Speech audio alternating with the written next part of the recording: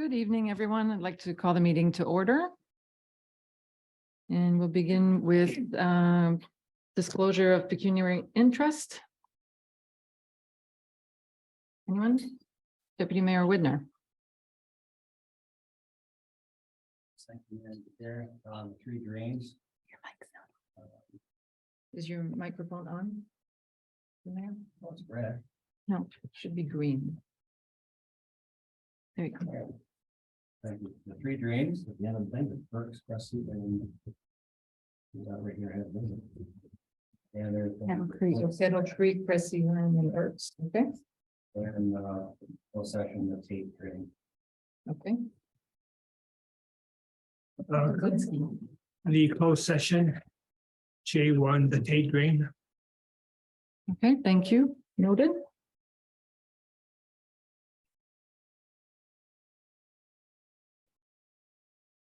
Okay, the next item is approval of minutes from our previous meetings. Any errors or omissions? Make sure your microphones are off.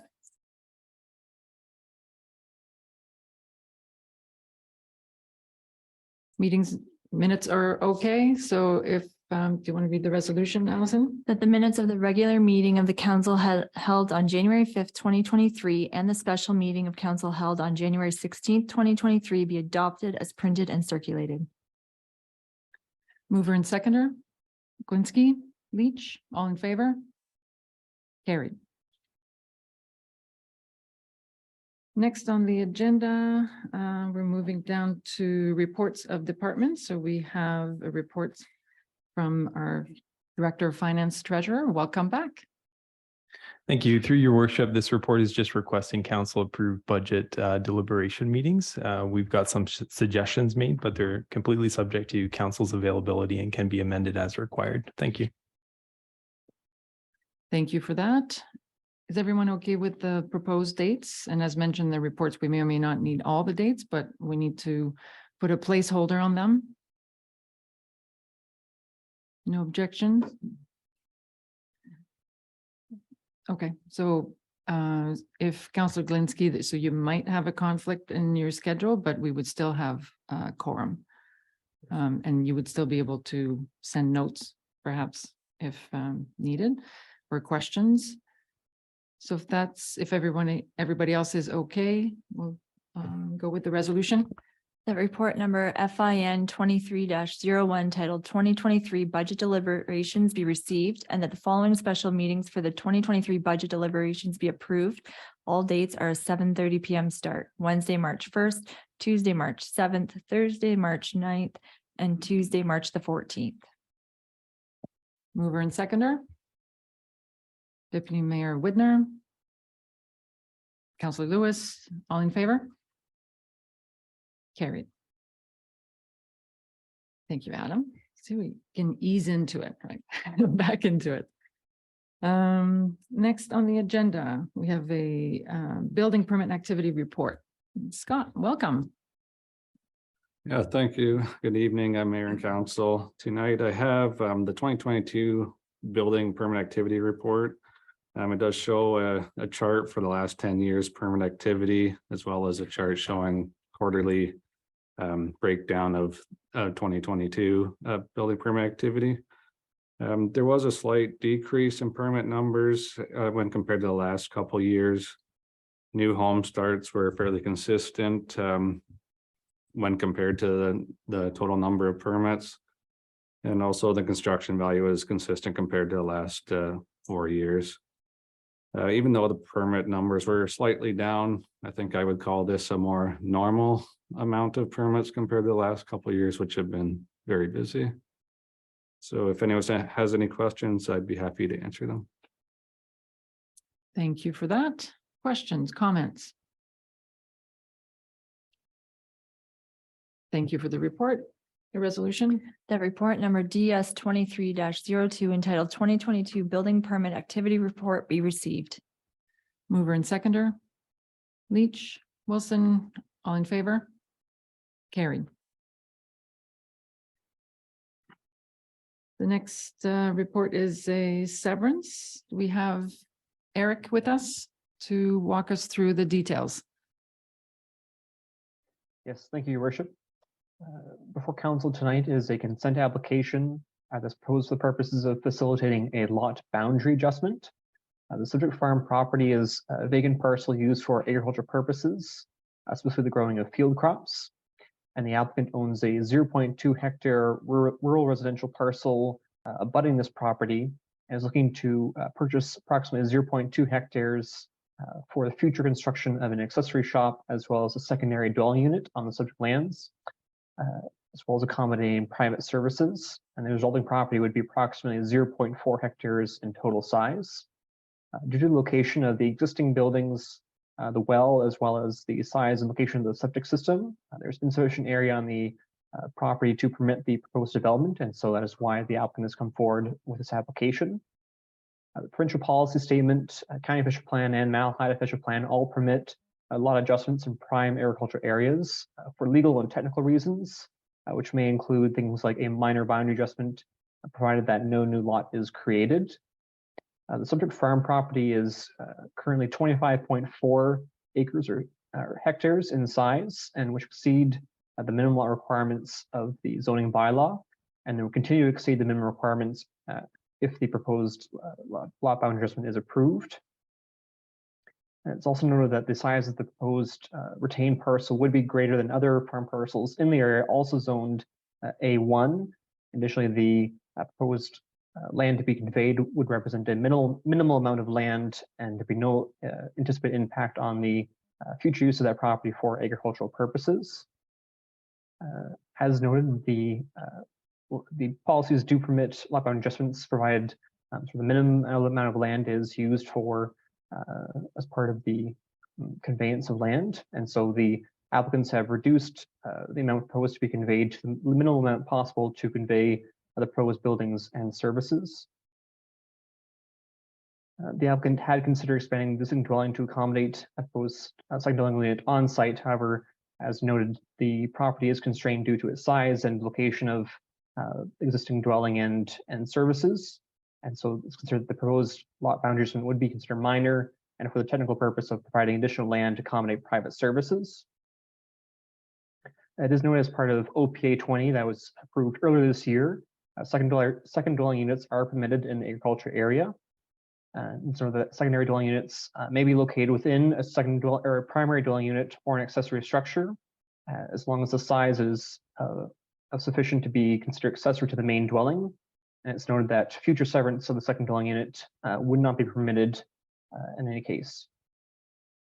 A portion of the subject lands are designated as provincially significant woodlands, and typically any development within 120 meters of these natural heritage features would require additional information. However, the proposed lot boundary adjustment is greater than 120 meters from this feature, and so no further information was required as part of the application.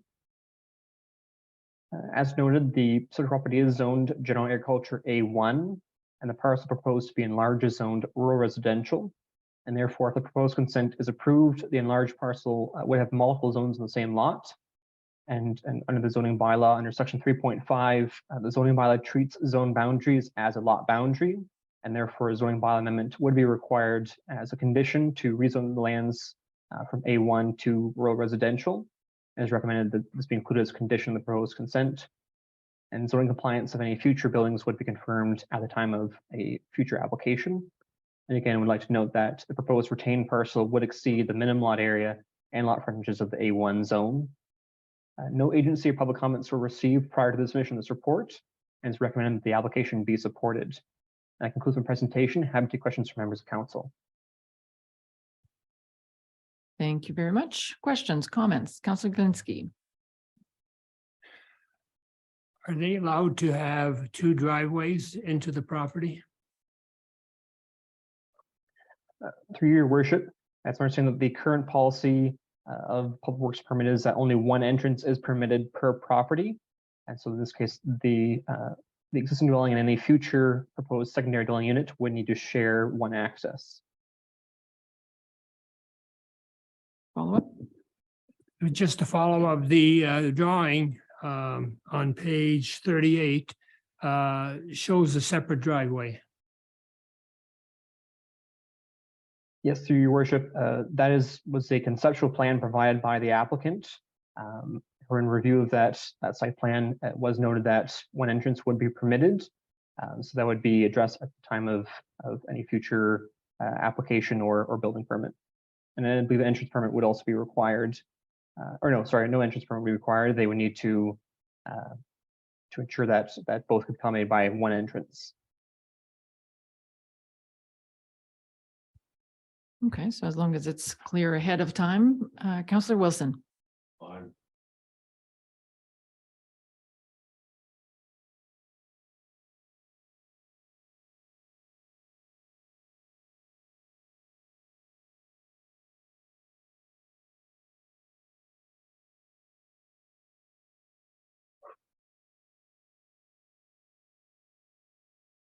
Do you want to go ahead with your main concern?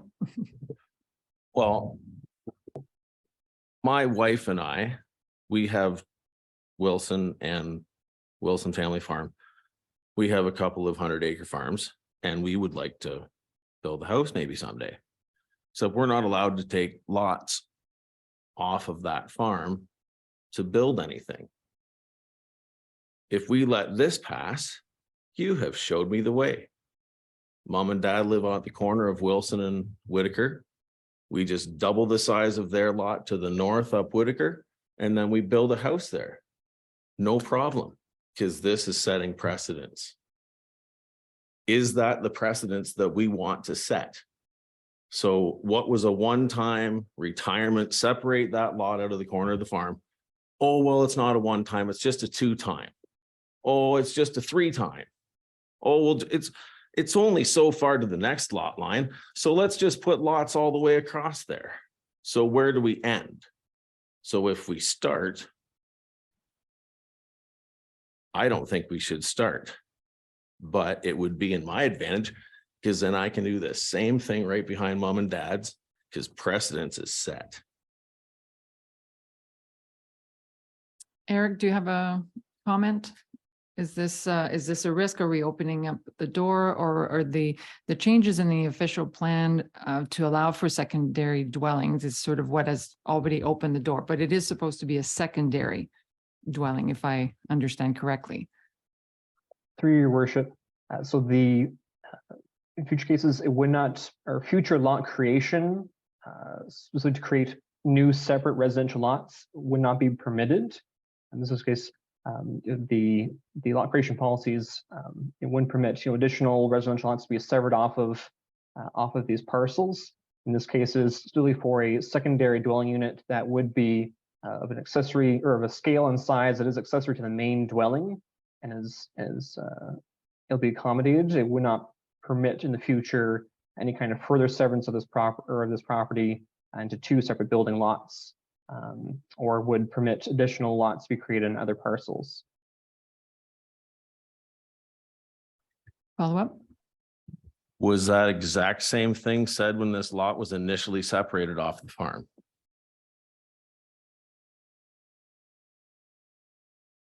Through you, your worship, and Councillor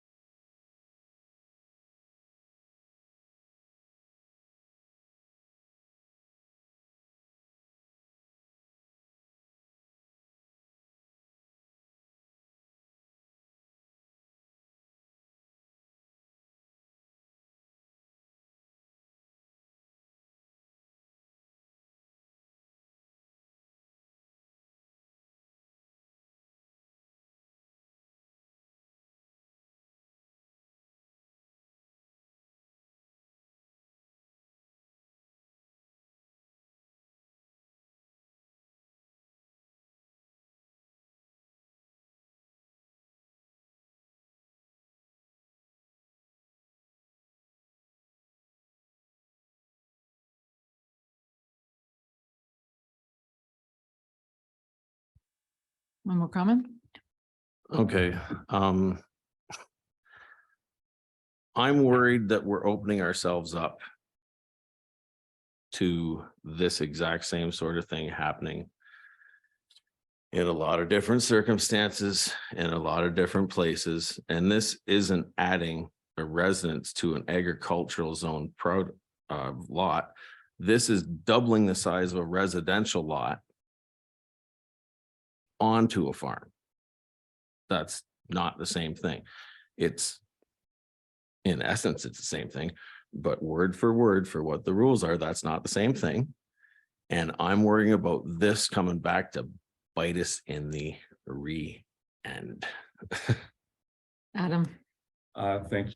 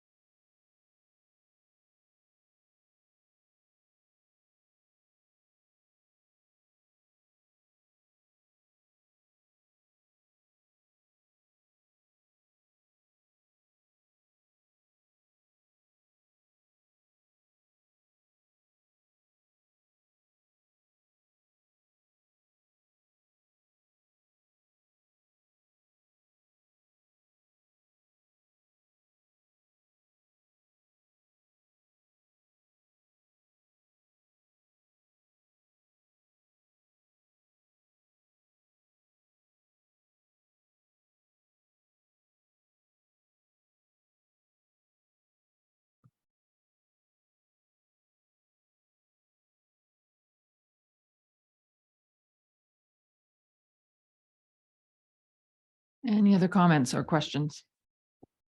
Deputy Mayor Whitner?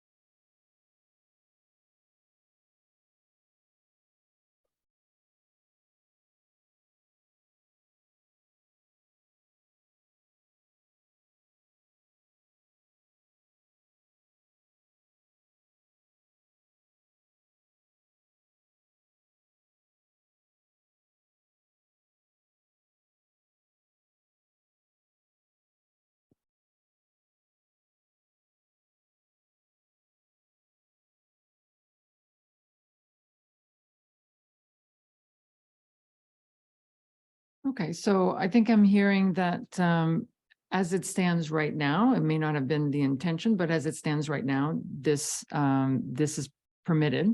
So there wouldn't be really grounds to deny the application. But I think to Councillor Wilson's point, it does highlight perhaps concerns that are worth looking at when you apply a provincial policy into a rural context. Perhaps there's a misalignment there that we would have the opportunity to perhaps tighten that up and see if we can manage the concerns that you raised, which are, valid. I may want.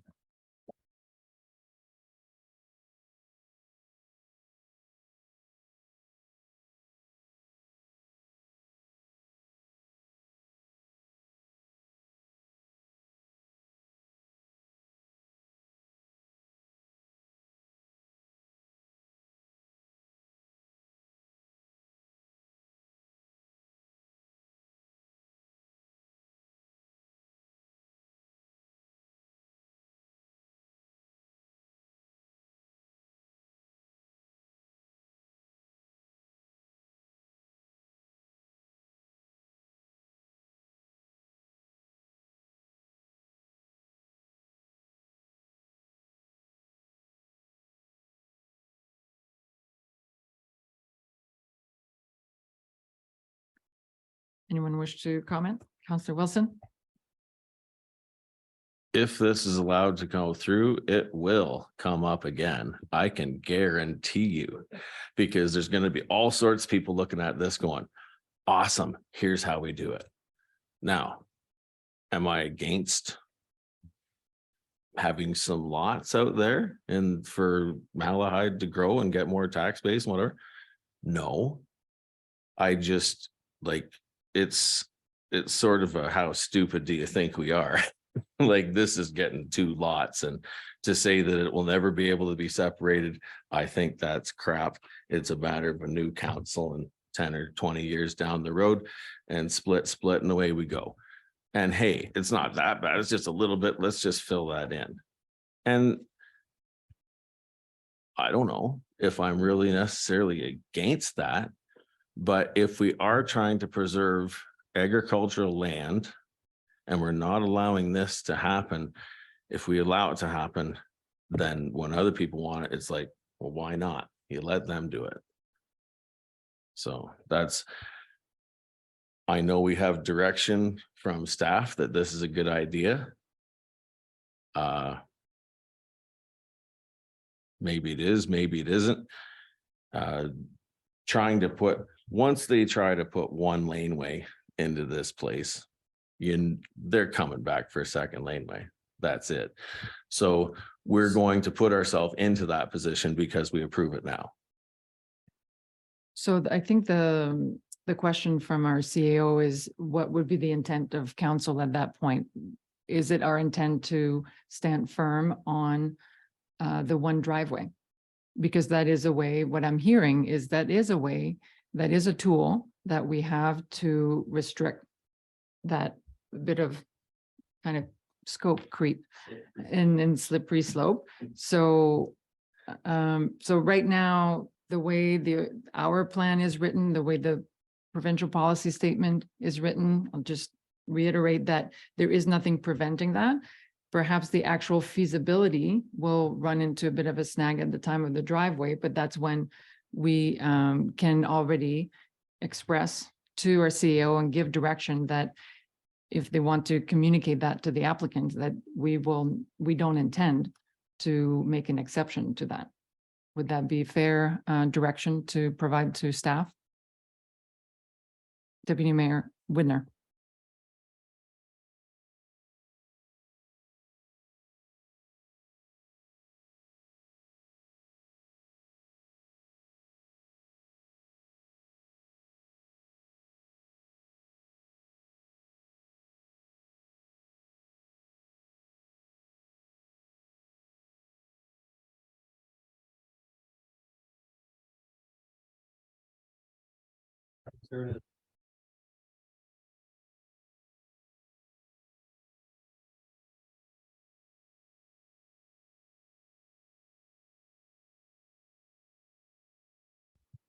Counselor, there's probably lots of farms and stuff that we'd have a lot more distance than this here. That we'd have to put a hose and stuff like that too. Depending on sidewalks and stuff, whatever to get to the property is. They would probably have something similar for themselves to get there as well, right? So they wouldn't be walking across a lumpy grass or anything like that to get to the house. I'm sure there'd be some kind of a way to get to the house. They probably would not be parking in the far laneway. They'd probably have to somehow extend the laneway closer to the building. So if they're building a shop there, somehow there's gonna be some kind of laneway coming across. So there shouldn't be a fire access issue anyway, that's for sure. Counselor Glinski? Madam Mayor, the size of this property that is being added is the same as a separate lot. And that's what I thought, that we weren't going to have is separate lots, except in designated areas like hamlets, villages, whatever. This is a separate lot, and just as was stated a minute ago, 10 years down the road, just split it off and you've got two properties. At least that's the way I see it. Thank you. Do you wish to comment on that? So is, according to our official plan now, is sort of expanding in that area permitted? Through your worship, Okay, Eric, you can go Eric. ahead. I was just say, in the current policies, the only case that permits new lot creation in an agriculture area for residential purposes is through a surplus farm dwelling severance. In the future, an application to sever this into two separate residential properties wouldn't be permitted under the provincial policy statement or the official plan policies. So I'm going to suggest, yep, one more comment. Counselor Wilson. If that farm wanted to get an additional lot severed off of it, could it? To clarify, as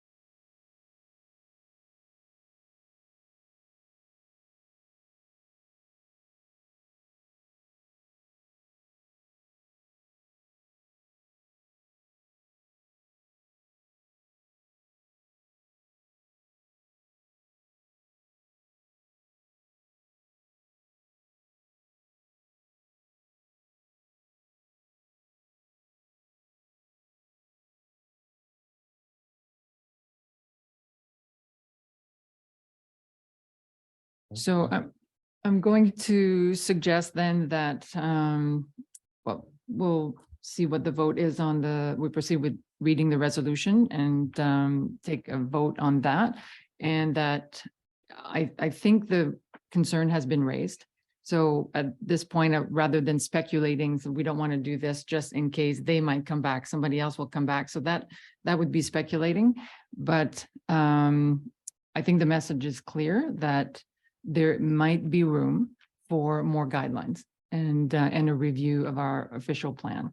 Not a review of the official plan, I want to word it correctly, but for additional guidelines to be incorporated in the official plan to make it clear and for us to meet our long-term objectives as stated in the official plan.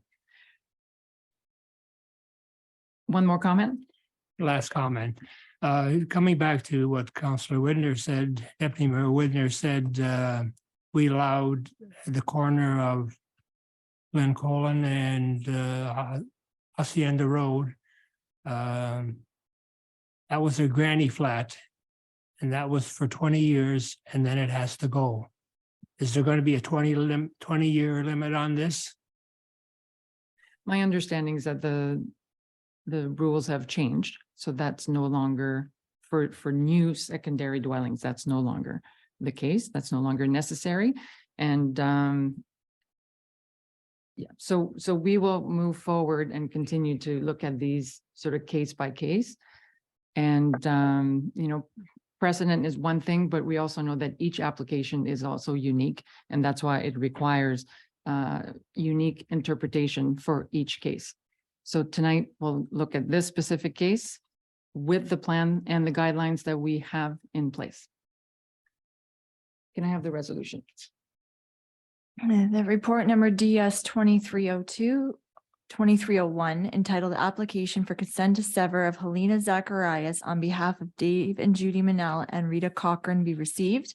And then the application for consent to sever of Helena Zacharias on behalf of Dave and Judy Manel and Rita Cochran relating to property located at concession 3, part lot 22, geographic township of Malahide, and known municipally as 51-200 Vienna line be supported for the reasons set out in the report, and that this report and the recommended conditions be forwarded to the Land Division Committee for its review and consideration. Mover and seconder. Lewis, Widner, all in favor? That was 3, right? So carried.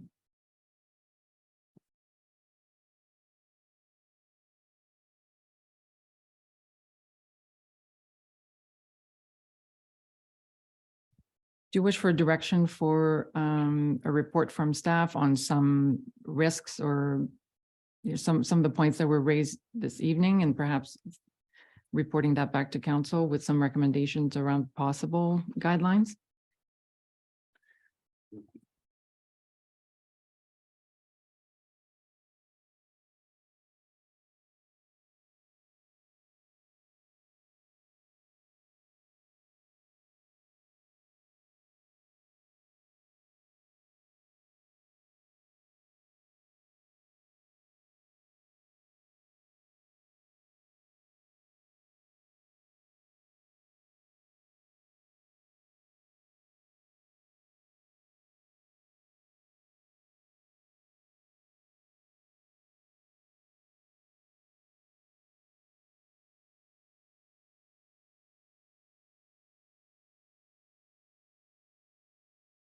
That'd be agreeable with council, that we put that on the to-do list, that it's worth looking at? Not urgent, but worth looking at. Okay, great, thank you. Okay, so next on the agenda then is reports from outside boards. We have the report from Long Point Conservation Authority. Any questions or comments? If not, the resolution, Allison? That the following report of committees and outside boards be noted and filed. The Long Point Region Conservation Authority minutes of December 7th, 2022. Mover and seconder? Lewis, Leach, all in favor? Carried. Next is correspondence. We have 9 items. Comments. Councillor Glinski. Madam Mayor, number 5, Temperance Line. The condition of the road is atrocious, as they have stated. They've contacted me before, and I have brought it to our management's attention, and the information, as far as I know, was passed on to the Ministry of Transportation, and nothing has happened. So somehow we've got to do a little more pushing of the MTO or whatever. The other item, number 4, OFA, continue farm tax at 0.25%. Things aren't exactly rosy in the farm situation, and that isn't a big help, but every little bit accounts for something. And the other one that I wanted to bring up was number 6. The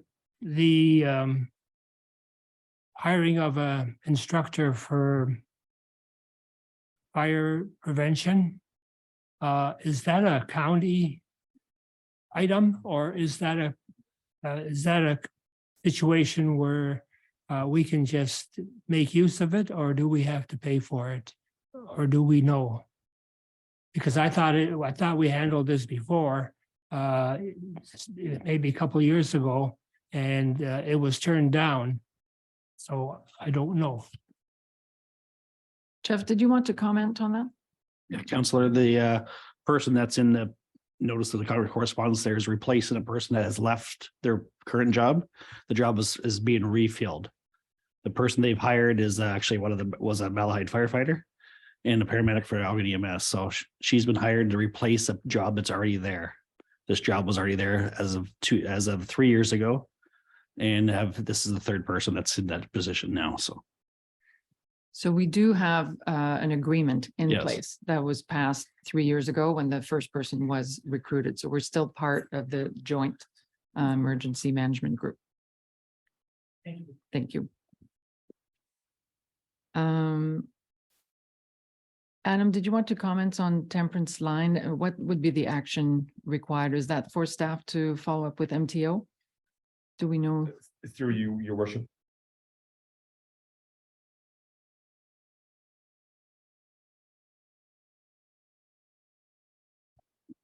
Getting them to pay more attention to that portion of their property. Yes, I have to agree. It's hardly drivable, so it absolutely needs to be looked at.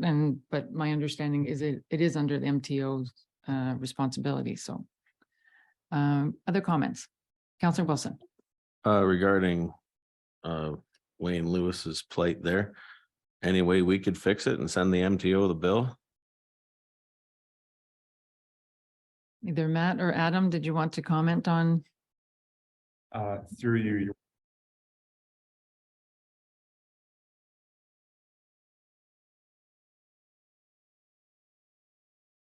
Yeah, but let's, I think we all agree that we'll stay on top of it because it sounds like we've put in the request before, but it sort of has not materialized. So let's see what we can do. Any other comments? So Councillor Glinsky, you wanted to support number 4 and 6 and then give direction for number 5 to staff to follow up. Any other comments? number 2. Yes. We support our own resolution. Yes. Comes full circle. And yes, there has been wide support for the issues of cannabis regulations and the need to review. And there's been wide support throughout the area. And we appreciate that from all surrounding municipalities. Allison, the resolution? That items 4 and 6 be supported, and item 5, that staff provide direction, Okay. The items 4 and 6 be supported and that staff, the council directs staff to send a letter to the Ministry of Transportation outlining the request received for maintenance and reconstruction of Temperance Line, and the rest be noted and filed. Mover and seconder? Glinsky, Widner, all in favor? Carried. Other business. Deputy Mayor Widner.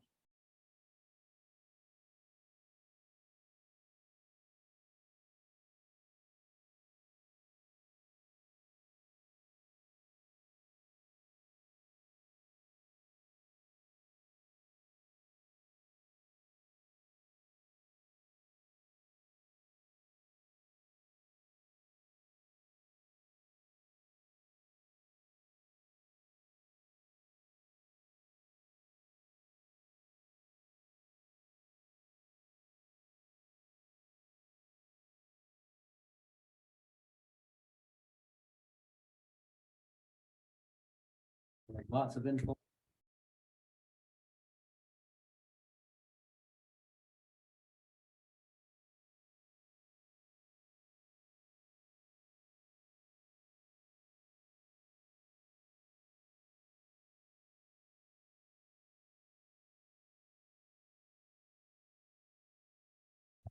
Thank you. And the full agenda package, including the budget deliberation that's public realm too. So if anyone is curious to see how the figures are shaping up, it's on the county website. So there's no secret there. 830 pages. And the roundabouts mentioned were, so Elman Centennial is, so that the project was actually tendered, so it's getting close to shovels in the ground. And the other one is at the study, the design stage, so Wonderland and Ron McNeil. Yeah, so there's, that should improve that area. Great. Any other business? Any other updates from other boards? Everybody's enjoying their new appointments. So far, so good. Okay, I'll then invite you to report at, future meetings. Once you start getting minutes from meetings, I think they'll be interesting to report back. Thank you. Great. So we can do bylaws then. Councilor Widner, you have to leave us for a moment. Or Deputy Mayor Widner, sorry. The first bylaw, Allison. That bylaw number 22-93 being a bylaw to provide for drainage works on Kettle Creek Drain reassessment be read a third time, finally passed, and be properly signed and sealed. Mover and seconder. Wilson, Lewis, all in favor? Carried. Next The bylaw. bylaw number 22-94 being a bylaw to provide for drainage works on the Pressy Line Drain reassessment be read a third time, finally passed, and be properly signed and sealed. Mover and seconder, Glinsky, Lewis, all in favor? Carried. That bylaw number 22-86 being a bylaw to provide for drainage works on the Burke's Drain number 3 reassessment be read a third time, finally passed, and properly signed and sealed. Mover and seconder, Leach. And Lewis, all in favor? Carried. So we can now move into closed session. The council move into closed session at 8:12 PM pursuant to section 239-2 of the Municipal Act as amended to discuss the following. 1, litigation or potential litigation, including matters before administrative tribunals affecting the municipality or local boards relating to the Tate Drain, training and education for the purpose of professional development relating to building services and the building code. And 3, litigation or potential litigation, including matters before administrative tribunals affecting the municipality or local board relating to taxation matters. Mover and seconder. Wilson, Leach, all in favor? Carried. Are we gonna start with the? Sorry, Chester. Are we off?